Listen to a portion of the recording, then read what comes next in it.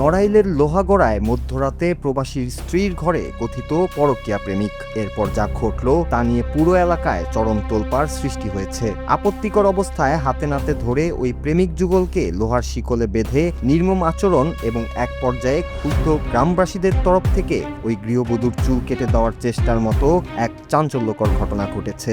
সামাজিক যোগাযোগ মাধ্যমে এই ঘটনার খবর ছড়িয়ে পড়তেই মুহূর্তের মধ্যে তা নেটিজেনদের মধ্যে নানা প্রতিক্রিয়া সৃষ্টি করেছে।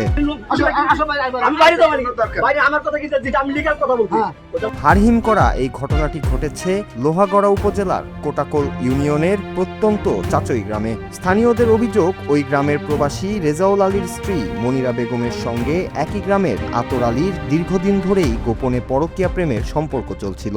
গত রবিবার ভোররাতে আতর আলী চুপি চুপি মনিরা বেগমের ঘরে প্রবেশ করলে বিষয়টি টের পেয়ে যান ওৎ পেতে থাকা স্থানীয়রা। সঙ্গে সঙ্গে পুরো ঘর অবরুদ্ধ করে খাটের নিচ থেকে প্রেমিক আতর আলী এবং মনিরা বেগমকে হাতে নাতে আটক করে দড়ি ও লোহার শিকল দিয়ে বেঁধে বাইরে নিয়ে আসে উত্তেজিত জনতা।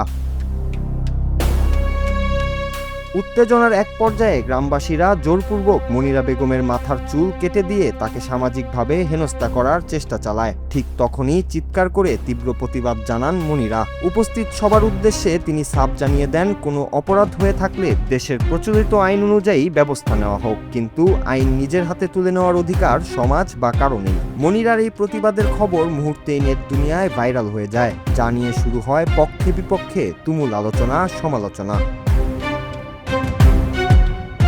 চরম উত্তেজনার খবর পেয়ে লোহাগড়া থানা পুলিশ দ্রুত ঘটনাস্থলে পৌঁছে পরিস্থিতি নিয়ন্ত্রণে আনে এবং শিকলবন্দি দুজনকে উদ্ধার করা হয়। এ বিষয়ে লোহাগড়া থানার ভারপ্রাপ্ত কর্মকর্তা ওসি মোহাম্মদ আব্দুর রহমান জানান, খবর পেয়ে পুলিশ ঘটনাস্থল পরিদর্শন করেছে। তবে এই ঘটনা বা আইন হাতে তুলে নেওয়ার বিষয়ে এখন পর্যন্ত কোনো পক্ষই থানায় অভিযোগ করেনি। অভিযোগ পাওয়া গেলে তদন্ত সাপেক্ষে আইনি ব্যবস্থা নেওয়া হবে। এদিকে সচেতন মহল বলছেন, অপরাধ যাই হোক না কেন, আইন নিজের হাতে তুলে নিয়ে কাউকে শিকলবন্দি করা চরম মানবাধিকার লঙ্ঘন।